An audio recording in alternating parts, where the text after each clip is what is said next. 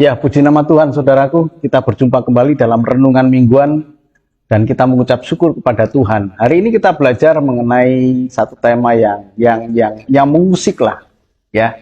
Dengan satu tema, lu gimana sih gitu ya. Coba kita lihat satu kisah di dalam 2 Raja-Raja 5 ayat 20 sampai dengan 27. Ya, ayatnya demikian, berpikirlah Gehazi, bujang Elisa abdi Allah. Sesungguhnya tuanku terlalu menyegani Naaman orang Aram ini dengan tidak menerima persembahan yang dibawanya demi Tuhan yang hidup.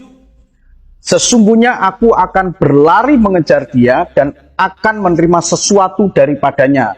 Lalu Gehazi mengejar Naaman dari belakang. Ketika Naaman melihat ada orang berlari-lari mengejarnya, turunlah ia dengan segera dari atas kereta untuk mendapatkan dia dan berkata, "Selamat."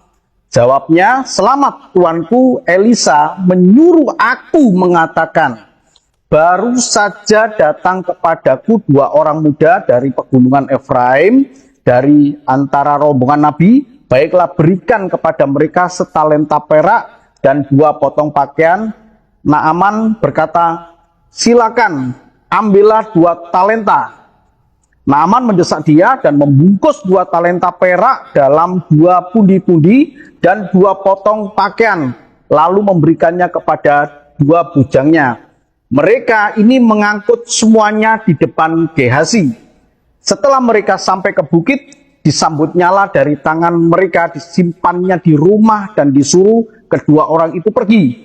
Maka pergilah mereka. Baru saja Gehazi masuk dan tampil di depan tuannya, berkatalah Elisa kepadanya, "Dari mana, Gehazi?"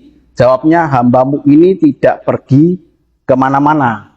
Tetapi kata Elisa kepadanya, "Bukankah hatiku ikut pergi ketika orang itu turun dari atas keretanya mendapatkan engkau? Maka sekarang engkau telah menerima perak, dengan itu dapat membeli kebun-kebun, kebun zaitun, kebun anggur, kambing domba, lembu sapi, budak laki-laki dan budak perempuan.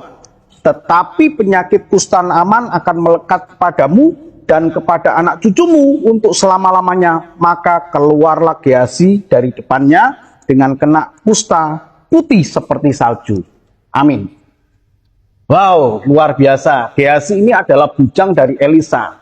Yang ingin saya katakan lewat renungan pada saat ini, Gehazi melihat dengan jelas apa yang dilakukan oleh Elisa, tuannya Nabi Elisa, yang dipakai oleh Tuhan. Jadi bukan Nabi Elisa yang berbuat mukjizat, tetapi Tuhan yang berbuat mukjizat, kuasa Tuhan yang dinyatakan kepada Nabi Elisa lewat Nabi Elisa untuk melakukan berbagai macam mukjizat Tuhan.